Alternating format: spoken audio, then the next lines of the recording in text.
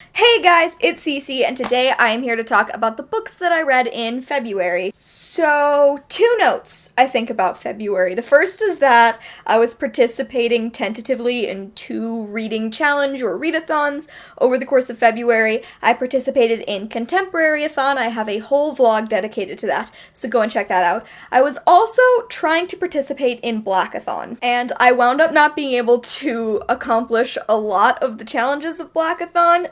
I did still read everything exclusively by Black authors throughout the entire month of February, but I didn't read the group book, I didn't end up reading a graphic novel, and I didn't end up listening to the poems, so I feel like that was a bit of a failure. But I still did read 9 books by Black authors in the month of February, which is amazing. I read 9 books in February. I'm very, very proud of myself. So we're just going to jump in and get started doing mini reviews for these 9 books, starting from my least favorite, and we'll work up to my most favorite.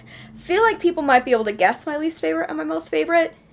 Pause the video, see if you can guess which was my least favorite of the month and which was my favorite of the month, and then, you'll find out about the rest in the middle. So, let's get started. So my least favorite book that I read in the month of February was, sadly, this is kind of an epic love story by Kheryn, Callendar. So basically this book was billed as a rom-com between 2 queer boys of color.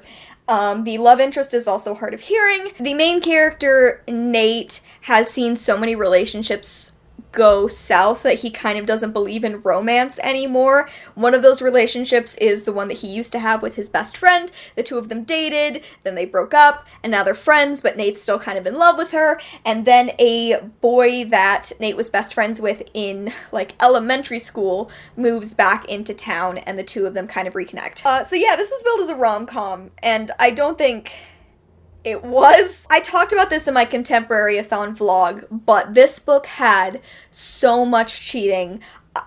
I can't even emphasize to you how much cheating was present in this book. And I have enough of a problem with cheating. Once a main character cheats, I just tend to lose a lot of empathy for that character in general. So the fact that there was so much cheating made it even worse. The main character cheats, his best friend cheats, his love interest cheats, and I think the worst one, the one that damaged me the most, emotionally, was one of the instances of cheating in this book is kind of how my relationship ended. So this wasn't a fun book to read. I was supposed to be reading about these 2 boys falling in love, and instead I was really, really upset for basically the entire book. This also had other problems, besides cheating, there was a lot of drama, but not in a way that was, realistic for teens.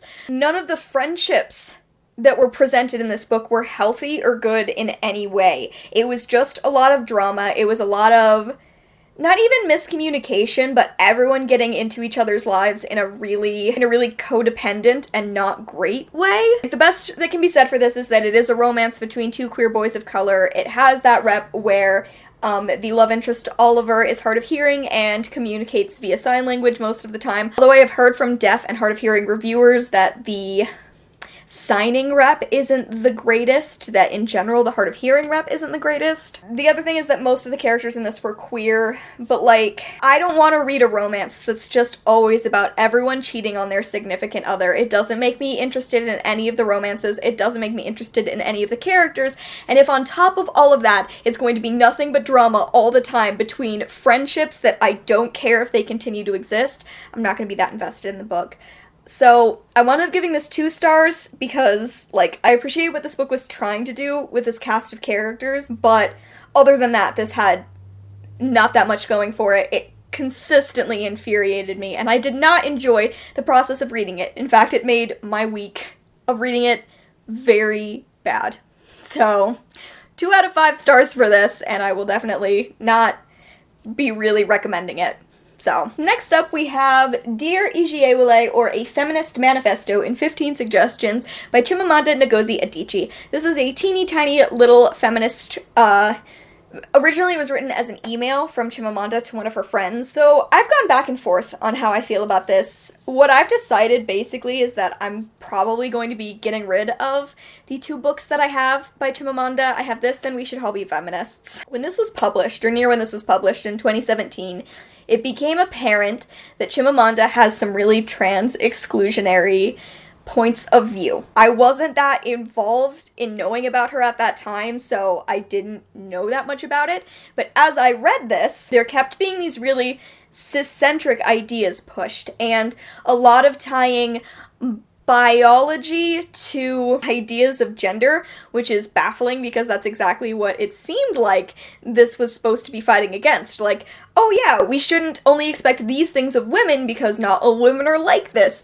But then she would associate ideas solely with biology. She would be like, oh yeah, just because you have a vagina doesn't mean this. But it would be tied exclusively to womanhood.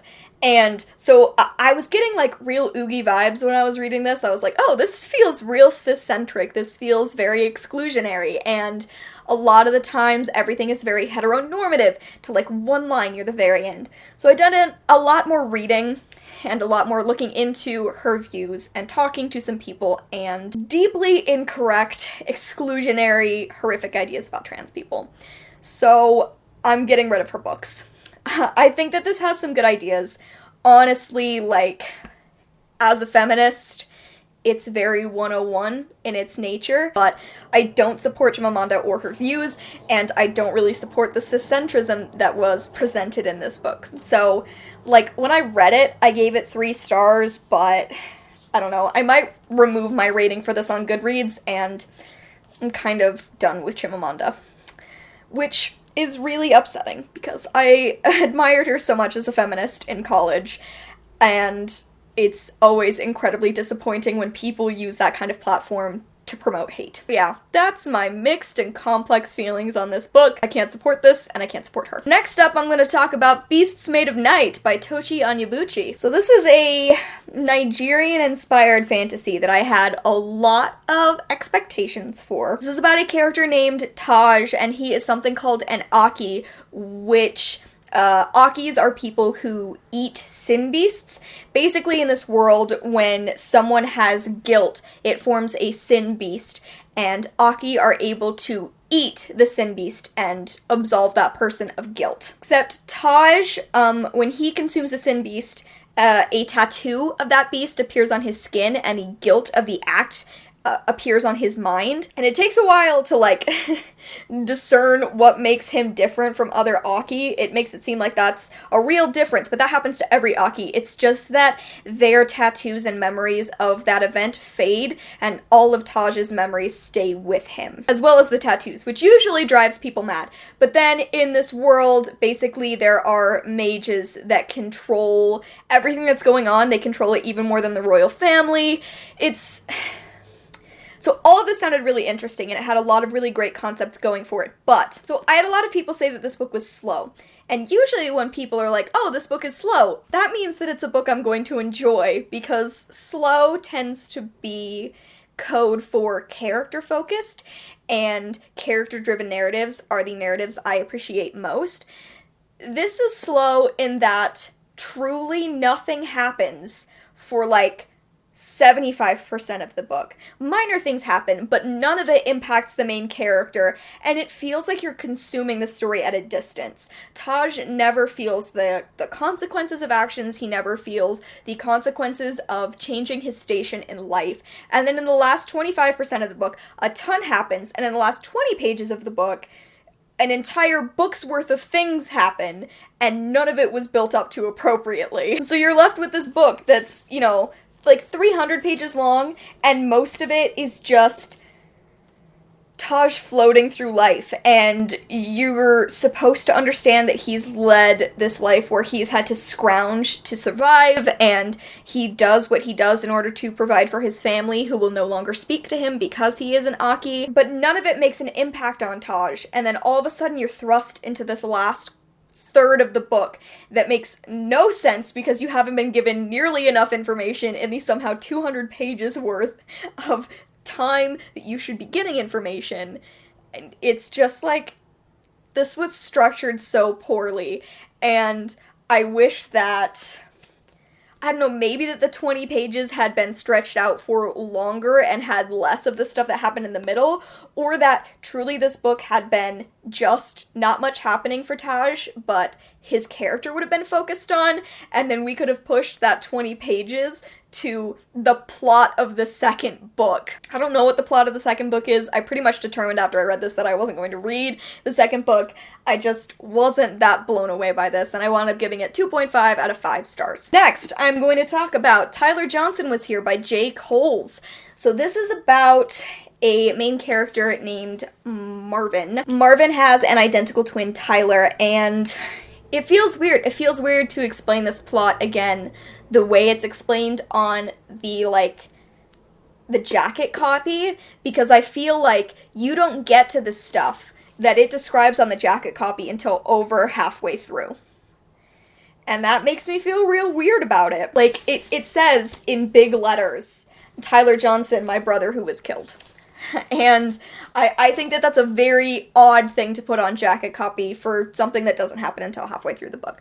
But this is about Marvin, and there is this party, and during the party there is a police raid, and his twin brother Tyler goes missing, and the book spends a lot of time looking for Tyler, considering that you know what happened to Tyler. It's horrific, but you know what happened. Basically, this footage surfaces that a police officer killed Tyler. So it transitions from a story about a twin trying to find his brother to a twin and his mother dealing with the intense grief of losing a brother, of losing a son. Basically, my biggest issue with this was the plotting. I feel like that extended sequence of them looking for Tyler was far too lengthy. It took way too long knowing what you know going into this book. So I spent like a good 75 pages being like, where is this book going? What direction is this book going to take if we are dedicating this much time to this part of the book? I did like the second half more. I thought that it dealt with grief in a particularly visceral way. It dealt with the complex feelings between Marvin and his mother in a way that I appreciated. I just also felt like there were some things going on with his mother that were never fully addressed. Like, parental abuse is fairly explicitly alluded to, and that's really never questioned or brought up again, which I thought was odd. So this is another one of those books that I feel really divided on, because the last half was good and it was interesting, and I appreciate Marvin's advocacy, but I'm very confused by the plotting of this book, and I'm very confused by the message it was trying to send.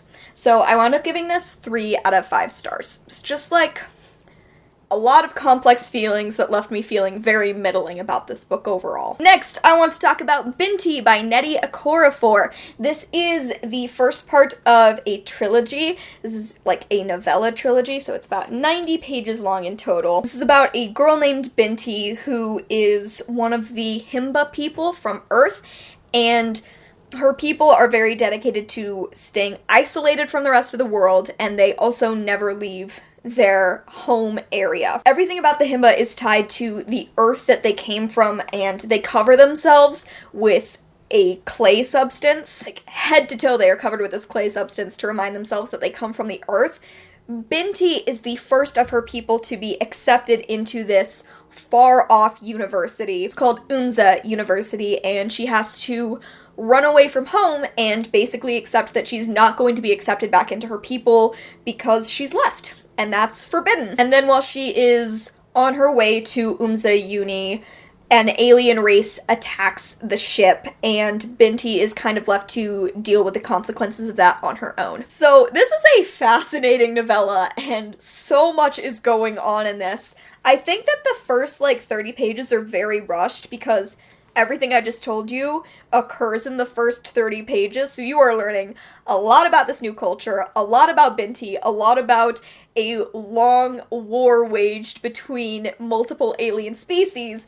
You kind of have to breeze through that and accept everything as it happens. But the rest of it was excellent and made me very interested in reading future installments of Binti. There are 2 other ones. They're officially on my Amazon wishlist. I will get to them eventually, because I definitely want to read more from this series. This is a fascinating world. It is a space adventure that is incredibly dark.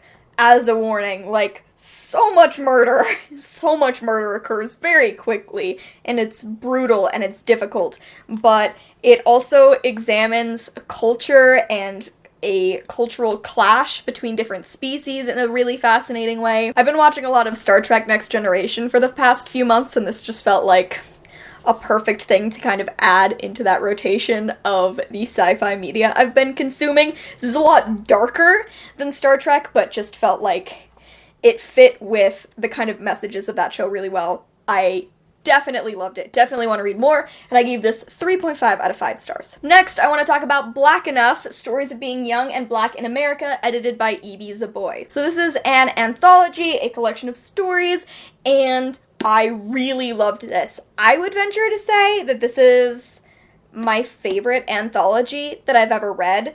I felt like that after I read the first 4 stories. I was like, oh, these are 4 incredible stories, and I don't think I've ever started an anthology and after 4 stories been like, oh yeah, every single one of these has been solid. But they were. Like, this did have a couple of stories that I didn't like quite as much, and as usual, I liked the editor's story the least of the bunch, but this introduced me to a lot of new writers that I want to check out, plus reminded me of my love for some other writers. My 2 favorite stories were Half a Moon by Renee Watson and Kissing Sarah Smart by Justina Ireland. Those were both 5-star stories that I adored, reminding me of my love for Renee Watson and just emphasizing to me even more that I need to read Dread Nation soon. I averaged out all of the reviews to this book, and it gave me like a 3.9 average, which means I gave this 4 out of 5 stars, rounded up a little bit. If you want more details about how I felt about every single story in this collection, I will leave my Goodreads review linked down below. I will talk about every single story in that review. But really enjoyed this, gave it 4 out of 5 stars. Moving on to The Haunting of Tramcar 015 by P. Djeli Clark. This was released on February 19th. This says February 12th, but I checked. It was released February 19th. This is set in an alternate 1912 Cairo. Apparently, Clark writes in this setting very frequently for his other novellas. This is the only one I've read of that kind of world, though. I definitely want to read more, specifically the Black God's Drums. I really, really want to read that one. But in this 1912 Cairo, basically the explanation that is given is that people in Cairo discovered alchemy and used that to drive out colonizers, and they are kind of the center of the technological and magical world. And this follows 2 agents from the Ministry of Alchemy, Enchantments, and Supernatural Entities. They go on a sort of routine mission to solve the haunting of a tramcar, and it turns out it is not routine at all. My favorite aspect of this novella, by far, is that it reads like a Monster of the Week episode, which is one of my favorite ways of writing television. Just sort of okay, this is the kind of stuff we deal with all the time, it's gonna be standard, and then they have to deal with something new thrown at them, but it doesn't overall impact either of the characters' lives. It's a Monster of the Week episode. At the same time, it captures this world that is expansive and interesting and creative. This way of mixing the magical with the mundane, which is another one of my favorite things. I love mixing magic with bureaucracy, if that makes sense. I don't think it happens very frequently. My favorite example of it is The Rook by Daniel O'Malley. I think it's hysterical. I think it's great tonally. I really, really love it. I loved reading this. I definitely want to read more in this world and more by P. Djeli Clark, and I wound up giving this 4 out of 5 stars. Second to last, I want to talk about Kindred by Octavia E. Butler. I purchased this book to read specifically for February because I wanted to read from a Black author from a more classic piece of time. So this was originally written in 1970, and Octavia Butler became sort of the first Black voice that was popular for writing sci-fi and fantasy. So her work is really celebrated in history for that. This starts out in the 1970s. It's about a woman named Dana. She's a modern woman who has recently married this white man, and they are moving in together in a house in California, and all of a sudden she is pulled back in time to a plantation in the 1800s to save the son of a plantation owner, who she later discovers is her ancestor. After she saves him and spends some time in the past, she's drawn back to the 70s, and she keeps being drawn backwards and forwards in time Every time she's drawn to the past, she's forced to stay longer and longer. This is a fascinating book. It's also one of the more difficult books I've ever had to read, but I loved Dana, and I loved the depth with which this story was explored, because there's so much going on here, and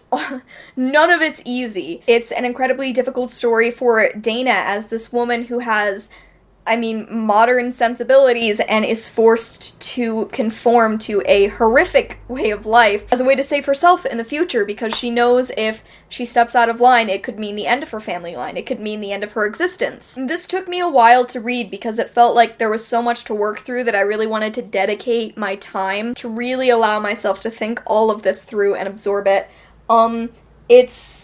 It's a magnificent book. It's a classic, and it is a classic for a reason. I highly encourage you to read it knowing going in the incredibly difficult topics that it deals with, but I absolutely adored it, and I gave it 4 out of 5 stars. And the final book that I'm going to talk about, my favorite book that I read in February, is On the Come Up by Angie Thomas. This book is about 16-year-old Bree, whose life's dream is to be a rapper. Her father was an underground rap legend and was until he was murdered, so he didn't really ever get the chance to make it big, but it means that Bree still has some very big shoes to fill. But pretty soon into the book, Bree also finds out that her mother has recently lost their job, and life was already difficult enough for their family before.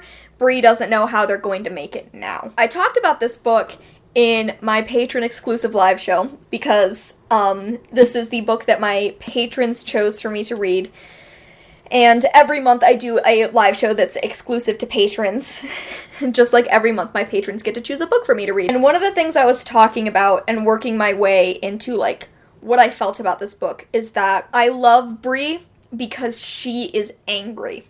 And I have a passion for girls, particularly in YA, who are angry. Because I think readers tend to look down on angry girls in fiction. They tend to be frustrated or think that because these girls are angry, their feelings are not valid. And so because of that, I have a passion for angry women of fiction. And Bree is an angry woman. She is a brilliant, talented person who is furious about what the world has done to leave her and her family in the position that they are in. She is furious about how hard she has to work to get an ounce of recognition that others could get easily. She's furious about the treatment that she deals with in her school, and I love her. I adore her. I just fell in love with Bree instantly. Like, this book opens and it gets pretty exciting pretty fast, and I was already in love. So the rest of the book, like, Bree fucks up a lot. She makes a lot of mistakes, which I find fascinating because we should be allowing girls to make mistakes. We should be allowing characters to make mistakes. Otherwise, they're not interesting characters. Bree is wrong a lot, and I love her for it, and I just, it's so hard for me to not compare the writing style of this to On the Come Up, because I know that these are two independent stories, but Angie Thomas's first book set such a high bar for her, and I feel like it's impossible to not compare a follow-up to an incredible work of fiction. And I am absolutely blown away by how much Angie Thomas has grown, by how much her writing has improved, and the best part about The Hate U Give was those characters who stood out, who were brilliant. But the character work that's done in this book is absolutely fantastic. I loved reading this. And I wound up giving it 4.5 out of 5 stars. Okay guys, that is it. Those are all of the books that I read in the month of February. Have you read any of these books? Let me know down in the comments below what you thought of them. Let me know what your favorite book was that you read in the month of February. I look forward to reading your comments and responding. Thank you so much for watching. I hope you enjoyed, and I will see you in another video very soon. Bye!